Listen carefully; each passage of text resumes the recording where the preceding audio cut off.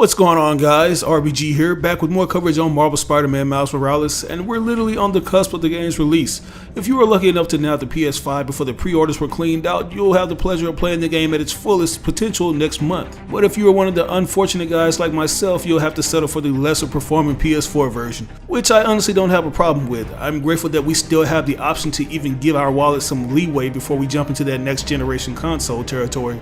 Another thing I'm grateful for is the amount of new info we've been given by Game Informer, which I'm going to talk about today. Now, before we jump into today's video, I want to give a huge shout out to today's sponsor, G2A. If you're looking for a way to purchase the hottest video games without burning a hole in your wallet, you should really consider checking them out. They offer key codes for different platforms such as Steam, PS Network, and Xbox for half the price of the original. So why wouldn't you want to take advantage of this deal? You absolutely lose if you overpay. So go ahead and seize the win. You can do so by clicking the link that will be provided in the description of this video.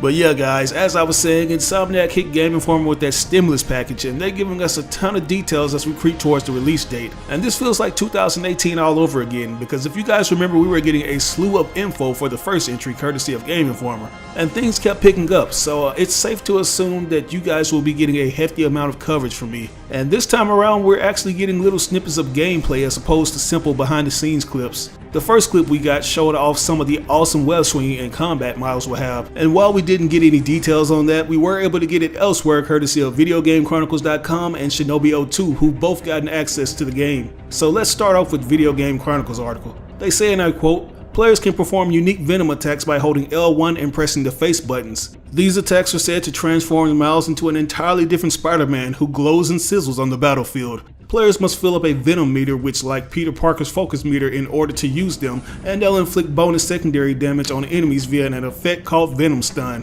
One move, Venom Jump, propels Miles 15 feet into the air, while Venom Punch is described as a devastating charge attack. Stealth is also said to have been improved, with Miles being able to activate temporary camouflage and take down enemies from new angles. And if you guys have been following my coverage for Miles Morales, I pretty much pointed these things out in my previous breakdown of the demo that was shown off during the PS5 showcase. I mentioned that the Venom meter would be very similar to that of the focus meter for the first game, and how the bioelectric powers will function similar to the electrically insulated suit mod. The Venom Jump seems like it's going to be a more buffed up version of Peter's charge jump, which pretty much falls in line with the comics since Miles is capable of jumping even higher than Peter. And if I'm not mistaken, it'll also propel surrounding enemies in the air as seen in the demo. As for stealth, I think it's pretty self-explanatory. It'll provide us with invisibility as well as certain takedown moves. Speaking of takedowns, Twitter user Shinobi602 mentions that the takedowns can now be performed from the ceiling/walls, and you can go invisible to go back into stealth, which is dope. I feel like this is going to take the stealth elements to a whole new level.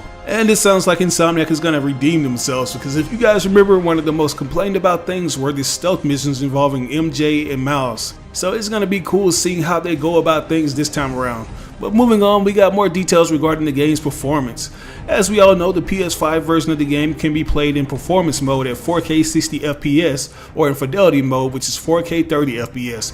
Fidelity mode features ray tracing and other visual effects not included in the performance mode, which replaces the ray tracing with screen space reflections. And according to the Video Games Chronicle website, the entire game is said to be load free on PS5. Even the players fast travel. On the PS4 version, however, the game runs at 1080p 30 FPS and at 4K 30 FPS on the PS4 Pro. The current gen versions, being the PS4, feature the same load screens as the ones in the first Marvel Spider-Man game, and the game's new photo mode now features the ability to customize the lighting. Players can move and place up to 3 lights to create ideal settings for their shots, while a selection of new selfie poses, stickers, frames, and other little things are included according to the magazine. Swiping left on the DualSense touchpad brings a phone where players can find the new Friendly Neighborhood Spider app. This essentially replaces the police scanners from the first game and allows players to browse crimes and activities without entering a menu. Yesterday, Game Informer revealed that the game's first boss fight sees Miles facing off against the Rhino after the villains escape from their cargo containers transporting him through Harlem. They described the set piece as far larger in scope than anything they've seen in the first game, and I think this scene pretty much confirms that Peter Parker will be featured in the game's story. Like, I know a lot of you are wondering where he could possibly be during the events of Miles' solo adventure, so this answers that question to a certain extent. If you've been following all of the updates to this point, you may have noticed him in other instances swinging alongside Miles, like in this one shot from a couple months ago and this other shot that shows Miles wearing what looks to be the classic Spidey suit under his casual street gear. So it looks like we're gonna get a continuation of Miles' training from the City That Never Sleeps DLC.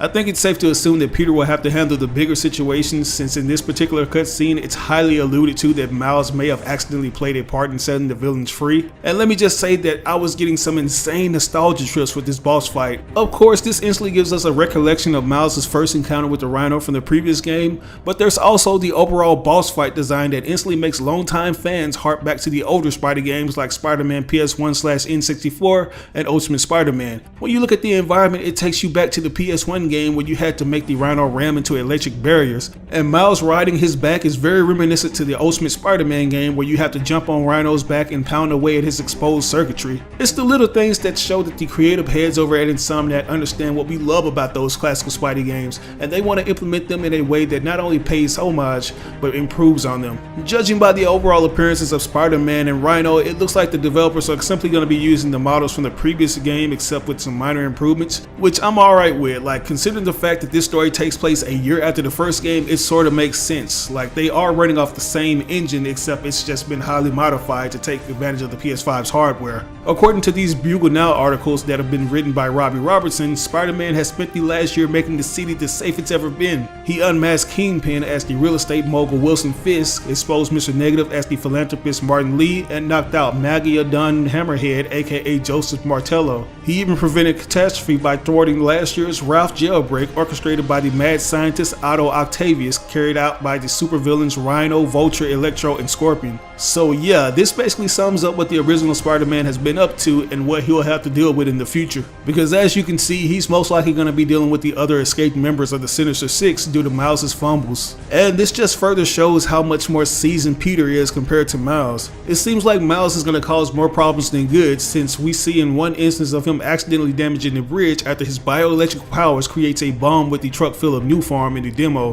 By the way, if you think this story is going to expand on other things from the previous games such as Venom and the symbiote, you might want to go ahead and bury those expectations, because apparently Spider-Man Miles Morales isn't going to directly say what comes next in Marvel Spider-Man 2, and Insomniac has flat out stated that they have no plans for DLC leading up to the next installment, which is pretty understandable since they're literally juggling 3 games, being Miles Morales, Spider-Man 2, and the new Ratchet & Clank game. So we're just going to have to be patient.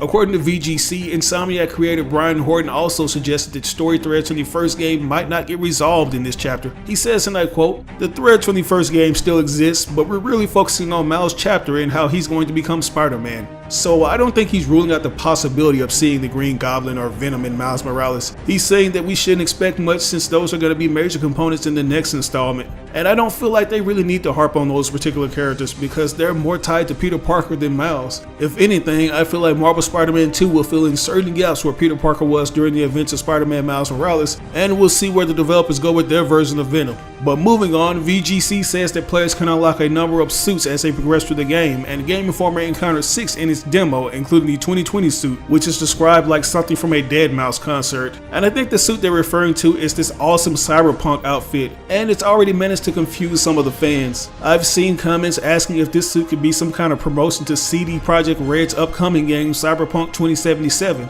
And there are fans who assume that this is Insomniac's original design and that Peter will receive a similar suit. But this suit just so happens to be from a comic, or should I say a variant comic book cover. And this is one of the suits I wanted in there the most because it's pretty futuristic and it fits well in that neo-noir vibe Insomniac is going for. As you can see, the variant cover depicts Miles hanging in a web of wires and wearing a very cyberpunk black suit with a digital spider logo and LED lights in his helmet. Once again, the talented artists at Insomniac have added some more details instead of just copying and pasting the suit directly from the comic book pages. And if I'm not mistaken, and correct me on this if I'm wrong, but I don't think we've ever seen the back of the jacket. So it's safe to assume that Insomniac's lead designers added this cool looking spider logo to it. I'm really eager to see what the shoes look like because the shoes on the variant cover look dope. Like, I'm looking forward to seeing how good this thing looks at night. Hopefully they add more touches like the LED lights and the mask changes to different faces or symbols, kind of like Penny Parker's robot spider from Into the Spider-Verse. But anyways, as I mentioned earlier, Game Informer said that they came across 6 costumes in their experience with the demo, and I think this excludes the default, so let's just scratch that one off. We already got the time response activated circuit kinetic suit, also known as the track suit, a mystery suit Sony accidentally revealed to be the Into the Spider-Verse suit. We got a glimpse of another suit on the cover of the concept art book that looks like the Spider-Verse suit except with an Insomniac twist, and we got a glimpse of Miles wearing what looks to be the classic Spidey outfit under his urban streetwear, followed by his main costume that has a jacket and a backpack over it. Include the cyberpunk outfit, and that makes 6 total. So yeah, this is turning out to be a game that's going to have a hefty amount of content. Be on the lookout for more coverage because we're just getting started. But while we wait, let me know what you think about all the things we found. Are you excited to see Peter Parker Spider-Man in action? And what do you think about the Rhino boss fight? Let me know in the comments below. As always, I ask you like or dislike the video. It doesn't have to be a thumbs up, it can be a thumbs down. Any feedback is good feedback and will only help me improve on my channel. But if you really enjoyed the video, it would help me out tremendously if you shared it with all your friends and followers on social media. Sharing really makes a difference. But this is your boy RBG signing out on another video. I'll catch you guys later. Peace out.